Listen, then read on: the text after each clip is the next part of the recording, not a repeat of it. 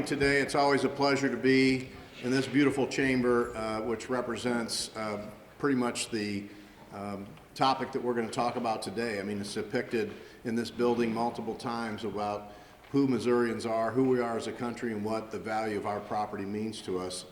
I think the best way to describe it is what you'll see in stone down in our Capitol Rotunda, that property is the fruit of labor. And these gentlemen behind me and ladies and the folks on the other side of this building have worked very hard to make sure that Missourians understand, especially in our family farm, that property is more than just something on somebody's balance sheet to our families.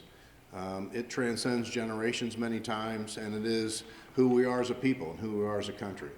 And so I think the bill that you've seen passed and on its way to the governor's desk now is incredibly important to that value that we hold dearest to our heart, especially with our #1 industry and how hard our family farmers work across the state, and individuals in urban areas as well. It applies to everybody. I'm happy to introduce to you this morning the House sponsor of the bill, Representative Mike Hafner. Representative? Thank you, sir.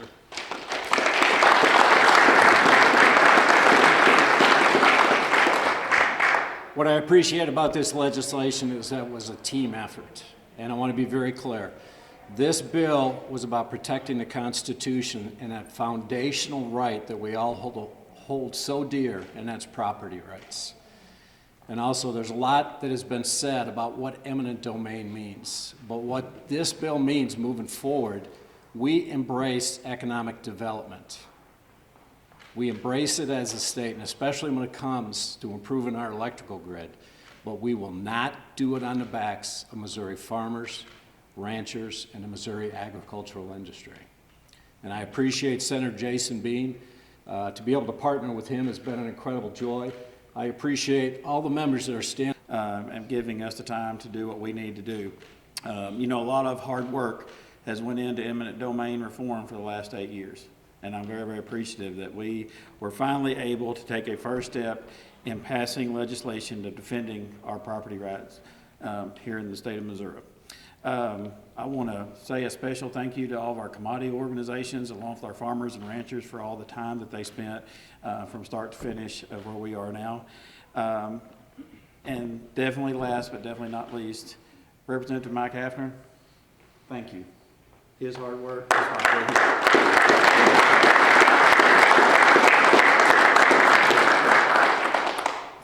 As the representative and senator mentioned, you don't get bills done like this without great grassroots organizations. These organizations' members, by the way, unpaid lobbyists, concerned citizens, have been here literally, unfortunately, for years, educating legislators throughout this building on what property rights mean to them as a person, and it wouldn't have happened without our great partners in the ag community. First up, I'd like to welcome Garrett Hawkins from Missouri Farm Bureau for a couple of quick remarks. Garrett. Thank you, sir. I want to thank the leaders behind us as well as the entire General Assembly for addressing an issue that has been long overdue for the farmers and property owners of this state. You know, we wouldn't be having this conversation if landowners in North Missouri wouldn't have brought it forward to allow us to have a robust conversation about the future of power transmission, which is here knocking at the door. This legislation is a bold step to at least say that Missouri is no longer wide open and fully exposed to essentially the use of eminent domain for private gain. We have shown with these leaders and the leadership of Senator Bean and Representative Hafner that we can balance energy security with private property rights for the benefit of all Missourians. And we can't thank you all enough for the leadership that's been shown, and we can't wait for the governor to sign this bill. Thank you.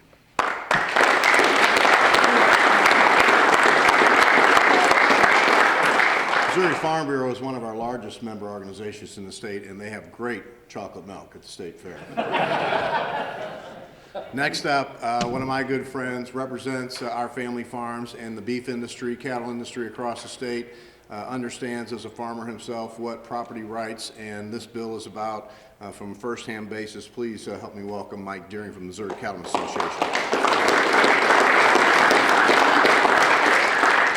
Again, I'm Mike Deering, Executive Vice President of the Missouri Cattlemen Association. This is a long time coming, and we truly appreciate the relentless efforts of the fighter pilot Representative Mike Hafner, in the last couple years, Senator Jason Bean, and all the elected leaders that helped get this across the finish line. The bottom line is eminent domain was always intended to be used as a last resort for critical needs and infrastructure of the state. It was not intended to be used as a way for private companies to take private land for private gain with little to no benefit to the citizens of this state. This legislation is even more critical right now as 2 more transmission lines are expected to be approved this summer. And without this legislation, we would expect that property rights would continue to be trampled. The power grid in this state and throughout the country is built largely on the backs of farm and ranch families, and it is high time that we bring fairness and common sense into that process. So again, thank you to all the elected leaders that stood firm for private property rights and stopped the trampling of our rights of our landowners throughout the state.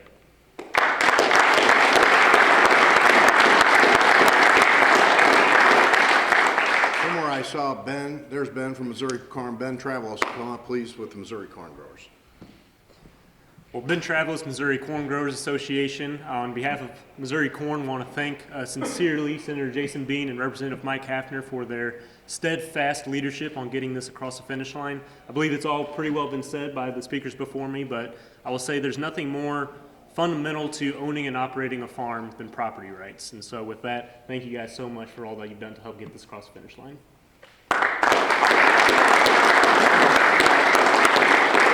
Before we bring the House Floor Leader up, I just did want to recognize that Don Nicodem is here with Missouri Pork. Don, thank you and your members for your help on this.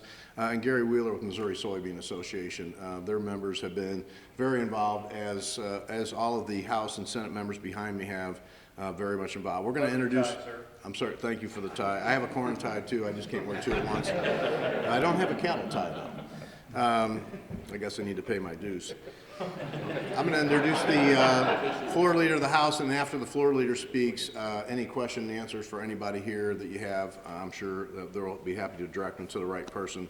I think most people know, certainly the folks behind me and many of the people in the room, that I'm a first-generation farmer, so property rights mean an incredible amount to me, but some of these farmers that are with me and representatives are multi-generational, and so we had the whole spectrum of kind of vantage point when it comes to eminent domain and what property rights mean. But you need leadership, as both Senator Bean and Representative Hafner said, in the House and Senate to make that happen, and a person who was incredibly strong on this position to make sure that we spent the right amount of time, that this took the proper priority, was our Speaker of the House. Please help me welcome Dean Clocker.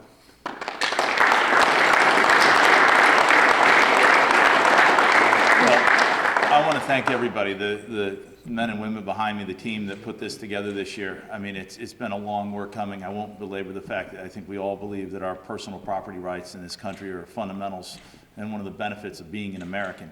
And I want to just echo back to when this started. It's been 4 years now. Jim Hansen from Northeast Missouri, was the one that I believe first filed this bill under the stewardship of our Speaker Elijah Hart. They put a great deal of time and effort into getting this done. I wish they were here today, but I can assure you that they're very proud to have this bill across the line. Again, it's teamwork. It's coming together with the House and the Senate, working together to protect Missouri's 6.1 million Missourians' property rights interests. I couldn't be more proud of the gentlemen and ladies behind me, and we're happy to take any questions. Okay. I was like, nobody else. Go ahead, Summer. Well, mine's unrelated. I'll ask a quick related question.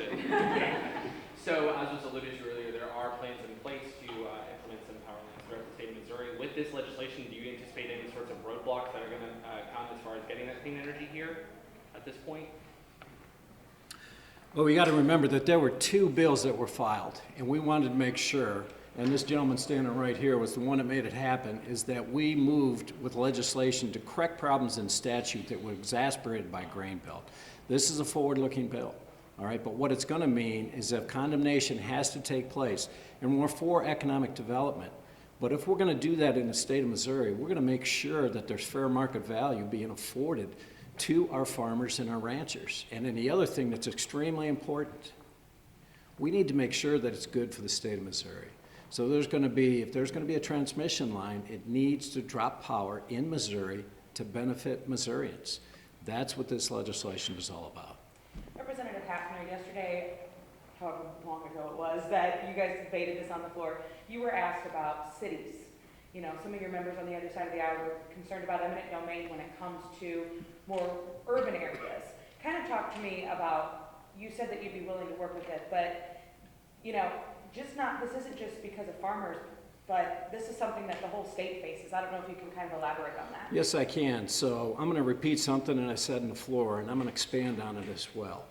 These chapters that deal with eminent domain are massive, and they're extremely complicated because they involve utilities, and they involve the taking of property, which is the heritage to the families that are living there. So a couple of different things with this. Yes, I have reached across the aisle because we have a lot more work to do. We only took a look at a very small section of this. Some portions of this haven't been looked at since the 1980s. The Farm Bureau was instrumental back in about 2006 in taking a look and actually revising the most recent sections that we took a look at. But we've got to be consistent in moving forward and looking at statute across the board as it applies to eminent domain. Especially in the cities, when you talk about the dwelling exemption, right now it's at 125%. If somebody's going to come in, they're going to force me, they're going to take my property, they're going to take my dwelling. In my view, that number should be higher than 125% of market value.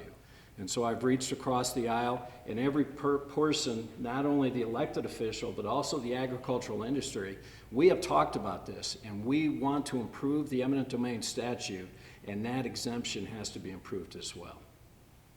Garrett, will you take a question? Yes. Okay.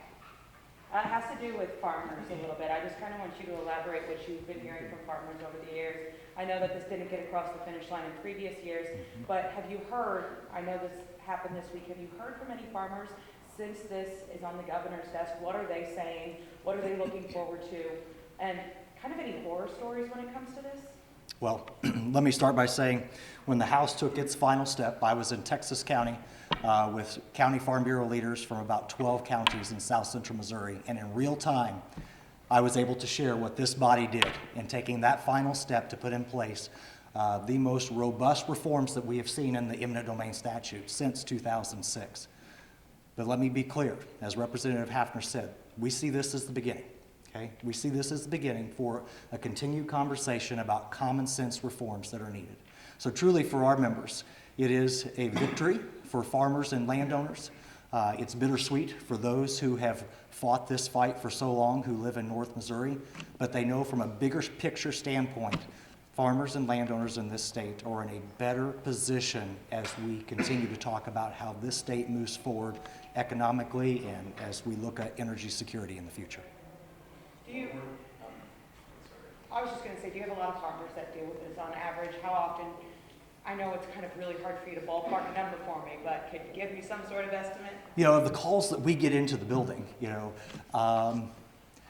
golly, probably 25% at least deal with property rights in some fashion. Whether it's an Endangered Species Act issue, we're dealing with a mussel right now that may be declared and critical habitat designated. So across the board, property rights have fallen to 25 to 50% probably of the calls that we get within the Farm Bureau building. Now keep in mind, there are a lot of issues that affect property rights every day that we deal with within the agricultural organizations. But property rights is a fundamental issue to all of the members that we serve. I have a question for Representative Blocker. The Senate added the 2 weeks of early voting onto that photo ID bill. Is that something that's a priority to pass in the House, and does that have support among your caucus? I can't speak to the narrowness of certain things that were added in the Senate yet, but I know that the House bill that has come back from the Senate is just waiting on the calendar, and I expect it to be third read, truly agreed, and finally passed this afternoon or tomorrow. And then any other top priorities in the last 2 days of session? Certainly we have the No Patient Left Alone Act, which is a huge priority. It's affected so many Missourians. We'll get that across the line. I think we've had a good session. We're going to continue to plow ahead and hopefully, make a one last push at the maps. We're hoping the other side can work through that. We're continuing to fight for all Missourians for the next, we have almost 30 hours. So, yes, we look forward to working ahead for the next 30 hours and going home to our families. How much faith do you have in the Senate at this point? I think they're That's a slippery slope. But as I said earlier this week, I think we're eternally optimistic in this building. It's the nature of what we do.